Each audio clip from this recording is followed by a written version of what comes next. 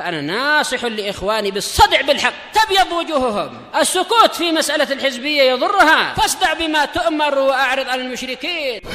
سلامي على دماج ورجالها والشيخ يحيى ودار العلم يا سعد بانيها. Bismillahirrahmanirrahim. Qala al-Imam Al-Bukhari rahimahullahu ta'ala, Al-Babus Salisa Asyar, bab yang ke-13 dari kitab Mawaqitis Shalah, waktu-waktu salat, bab waktil asr, waktu asar. Di sini Imam Bukhari ingin menjelaskan bahwasanya waktu asar adalah setelah keluar dari waktu zuhur selama matahari masih putih, masih tinggi. Kalau sudah menguning, ini waktu ittirari, tak boleh. Kecuali untuk orang yang muttar, yang terpaksa. Nah, kita lihat satu persatu dalilnya karena hadisnya lumayan banyak masalah waktu asar ini. Kita lihat al-hadisus salis wal arba'un ba'da khamsimi'ah, 543. Haddatsana salah. Qala Abu Usamah an Hisham min qa'ri hujratiha, yaitu matahari belum pergi dari kedalaman bilik Aisyah. Ini di sebagian naskah memang macam itu.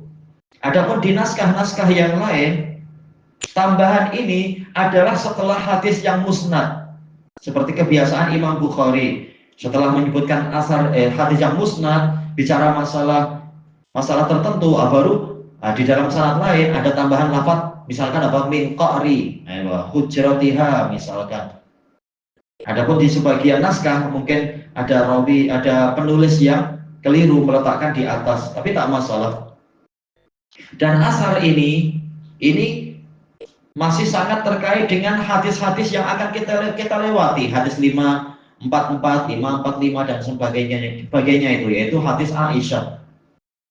Adapun untuk riwayat ini, riwayat Abu Usamah dari Hisham, ini diriwayatkan oleh Imam Al-Baihaqi di dalam As-Sunanul Kubra. Tadi ana periksa, hasanannya sahih. Al-Baihaqi setelah menyebutkan kalam Imam Bukhari dengan mu'allaq seperti ini, qala Abu Usamah an Hisham, Imam Al-Baihaqi menyebutkan sanad beliau secara lengkap, yaitu Nabi melakukan sholat asar itu di awal-awal waktu, yaitu tatkala matahari belum jatuh ke bawah, yang mana kalau matahari jatuh ke bawah maka cahaya matahari sudah tidak lagi ada di dalam bilik Aisyah. Ini gambaran waktu itu ya, entah bagaimana polanya, kita hanya mampu membayang-bayangkan. Menunjukkan, kata Al-Hafidz Ibnu Hajar, mataharinya masih tinggi di atas sehingga cahayanya masih menerangi bilik Aisyah. Adapun kalau sudah jatuh ke bawah, boleh jadi akan terhalang oleh dinding ini, dinding itu, sehingga tak mampu masuk ke bilik Aisyah, boleh jadi, dan sebagainya. Kemudian kita lihat matanya, Al-Haditsur Rabi' wal Arba'un ba'da khamsimi'ah. Haddatsana Ibrahim ibnul Mundir. Ibrahim ibnul Mundir beliau Abu Ishaq Al-Madani siqah. Qala haddatsana Anas ibnu Iyad. Anas bin Iyad Abu Damrah Al-Madani siqah. An Hisham. Hisham terkenal ya, Syekhul Islam. Beliau adalah Hisham ibnu Urwah ibni Zubair dari kalangan tabi'in. Anas bin Iyad, betul. Hisham bin Urwah, beliau adalah Abu Abdillah Al-Madani siqah kasirul hadis. An abihi, ayahnya yaitu Urwah ibnu Zubair ibnil Awwam Al-Madani, juga salah satu dari fuqaha sab'ah, fuqaha Madinah sab'ah yang terkenal itu. Abu Abdillah juga. Dan beliau adalah asbatun nas fi Aisyah, murid terbaiknya Aisyah. Adapun yang sanad tadi, Abu Usamah an Hisham, Abu Usamah Hamad bin Usamah, beliau adalah Al-Kufi siqah, beliau adalah asbatun nas fi Hisham, murid terbaiknya Hisham. Hisham termasuk apa? Murid terbaik dari Urwah. Urwah adalah murid terbaik Aisyah. Aisyah termasuk yang paling banyak meriwayatkan hadis dari Nabi Shallallahu Alaihi Wasallam. Apa cerita Aisyah sekarang? Qalat kana Rasulullah Shallallahu Alaihi Wasallam yusallil asr. Dahulunya Rasulullah Shallallahu Alaihi Wasallam biasa melakukan sholat asar. Kenapa bilang dahulunya? Ya ini Aisyah cerita setelah Nabi wafat, cerita kepada anak buahnya, keponakannya, yaitu Urwah. Urwah adalah putra dari siapa ya? Putra dari Asma binti Abi Bakar As-Siddiq. Rasulullah Shallallahu Alaihi Wasallam biasa mengerjakan sholat asar, wasyamsu lam takhruj min hujratiha, dalam keadaan matahari tidak keluar dari biliknya. Gimana matahari ada dalam bilik Aisyah? Maksudnya cahayanya. Jelas matahari di langit sana. Ini istilahnya saja, yaitu maksudnya adalah cahayanya masih sangat terang. Ada di situ, dan kalau Aisyah ada di dalam bilik, dia melihat di apa itu namanya, di tingkapnya, di jendela itu nampak cahaya, nampak matahari bahkan. Sebagaimana di dalam riwayat-riwayat yang lain, dia mampu melihat matahari dari balik jendela itu, menunjukkan matahari masih tinggi. Riwayat ini jelas sahih, riwayat Bukhari Muslim. Hanya saja untuk riwayat yang mu'allaq tadi dan sanadnya telah disambung oleh Imam Baihaqi itu lebih jelas, yaitu ada qa'r, kedalaman, menunjukkan cahayanya masih mendominasi. Adapun kalau sudah agak turun-turun, mungkin cahaya masih ada di dalam bilik, boleh sampai ke bilik, tetapi tidak sekuat kalau cahaya masih betul-betul di qa'r, di kedalaman bilik Aisyah. Ini manfaat dari didatangkannya riwayat Abu Usamah. Dan Abu Usamah lebih kuat daripada Anas bin Iyad di dalam meriwayatkan dari Hisham.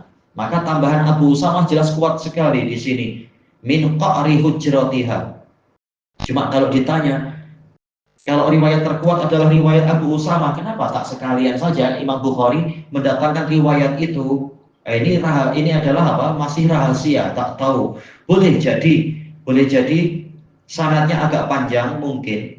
Sementara kata Al-Hafidz di dalam Fathul Bari ini, tapi di pembahasan yang lain, bukan pembahasan hadis ini, Al-Hafidz tidak bicara itu. Bahkan Al-Hafidz tidak menyebutkan sanad ini disambung oleh siapa ketika membahas yang di bawah tajuk itu. Entah kalau setelahnya baru membahas, tak tahu. Bahwasanya ini disambung oleh siapa, tapi tadi Anda cari disambung oleh Al-Baihaqi. Boleh jadi sanadnya agak panjang. Sementara Al-Hafidz mengatakan Imam Bukhari di dalam sahihnya sangat mengutamakan sanad yang pendek. Sampai-sampai beliau tidak meriwayatkan sama sekali dari Imam Ahmad, tidak meriwayatkan sama sekali dari Imam Syafi'i. Padahal beliau belajar kepada Imam Ahmad dan Imam Syafi'i. Bukan karena tidak hormat atau apa, tapi beliau ingin mencari sanad yang tinggi, dan beliau memang banyak belajar ke guru-guru Syafi'i dan Bukhari. Makanya beliau memilih sanad yang pendek-pendek. Walaupun boleh jadi sanad yang panjang ada rawi yang lebih kuat. Baik. Dijelaskan oleh Al-Hafidz, ini menunjukkan bahwasanya Rasulullah Shallallahu Alaihi Wasallam suka untuk melakukan sholat asar di awal-awal waktu. Yang penting jelas sudah masuk waktu dan seterusnya.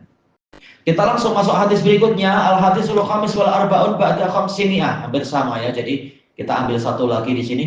Haddatsana Qutaibah ibnu Sa'id Abu Raja Al-Baghlani Al-Balkhi, yaitu Afghanistan. Qal haddatsana Al-Lais ibnu Sa'ad. Beliau adalah Abdul Haris Al-Misri Al-Fahmi, Asbatul Misriyin di zamannya, orang Misri yang terkuat di zaman beliau. Lais bin Sa'ad, iya. Imam Al-Lais. Iya, Imam Lais. Sahabatnya Imam Malik. Iya. Baik. Dia pun jadi perawi. Oh, jelas. Muhaddis dan ahli fikih. Cuma murid-muridnya tidak banyak mempopulerkan fikih beliau, padahal di dalam biografinya beliau lebih faqih daripada Imam Malik. Tak tahu. Terkadang masalah murid, orangnya hebat tapi muridnya kurang atau kurang peduli untuk mempopulerkan fikihnya, cuma mungkin mengambil hadisnya. Boleh jadi, tak tahu. Seperti Imam Sufyan As-Tsauri, fakih besar, tetapi orang rata-rata hanya mengambil hadis beliau, tidak mengambil fikihnya, sehingga mazhab beliau hilang. Demikian pula mazhab Ishaq, demikian pula mazhab Auza'i. Masing-masing punya mazhab tapi bukanlah fanatik buat bendera sendiri. Yang kontroversi kok Salafi Imam Hanafi, tapi dia besar. Iya, ujian ini. Malah dia yang dikekalkan. Iya, Imam Bang. Hanafi dia punya pengaruh kan. Oh, jelas. Walaupun Salafi dia macam tak terima, dia kurang tasawuf sih kan.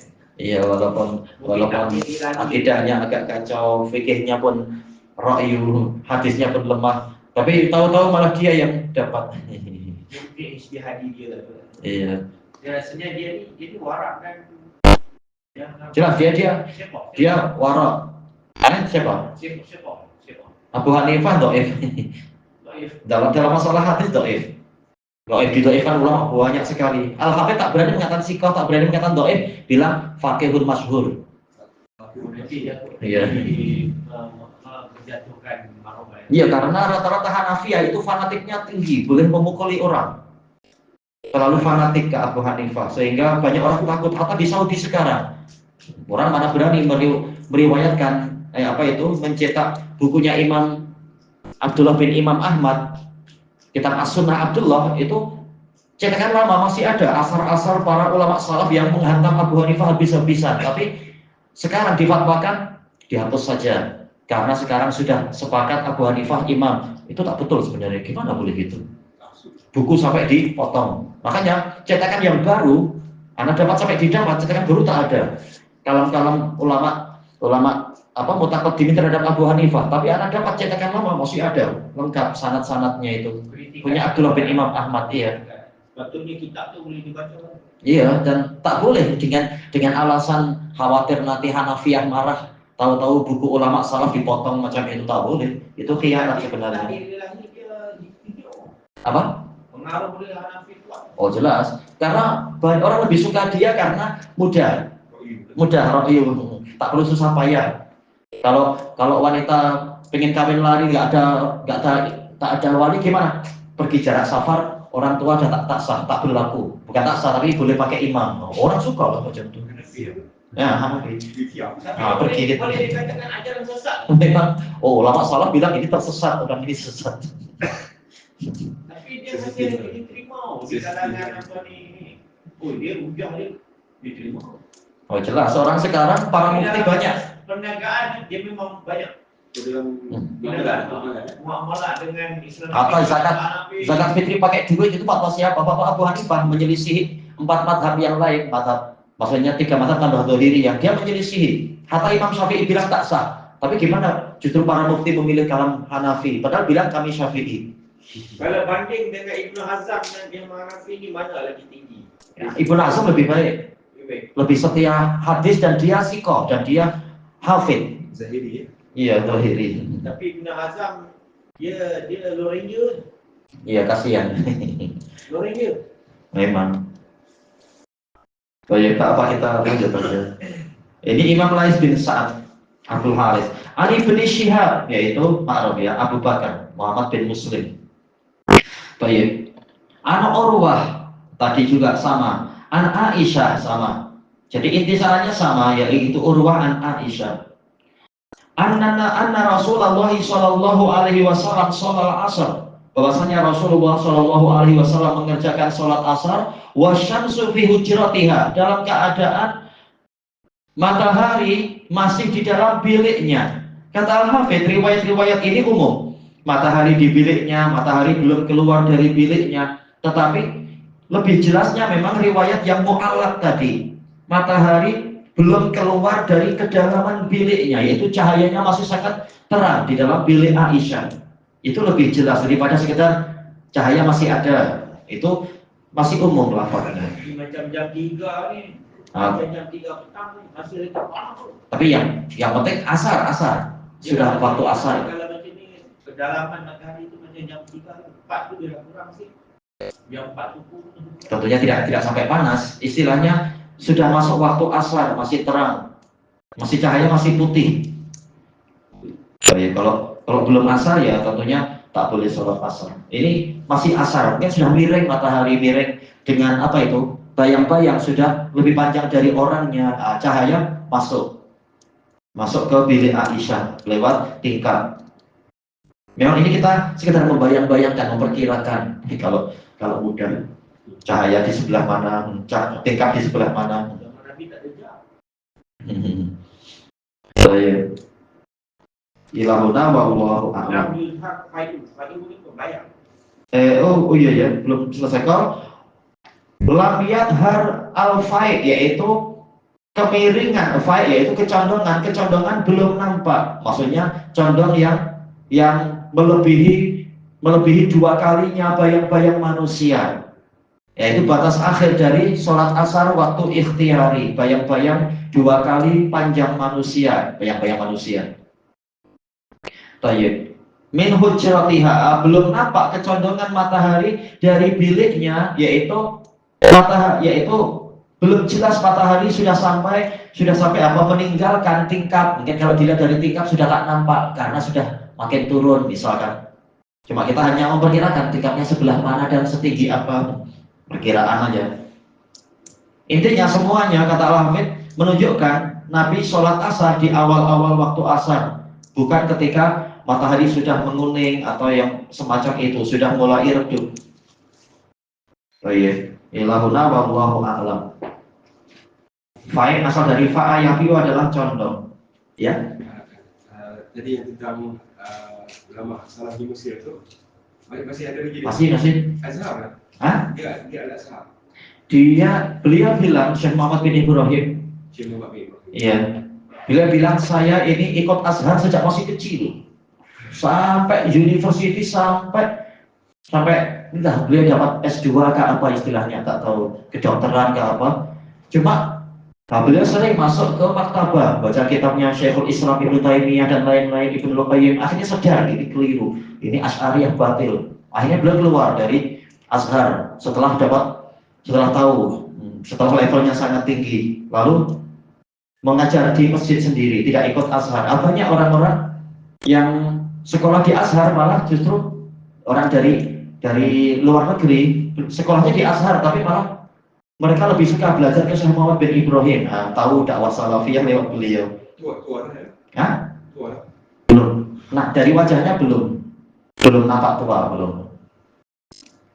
Di Mesir tenggelam kan, semua jadi sufi kuat sana. Tenggelam sana. Satu dunia. Macam negara kita gini-gini. Oh, baru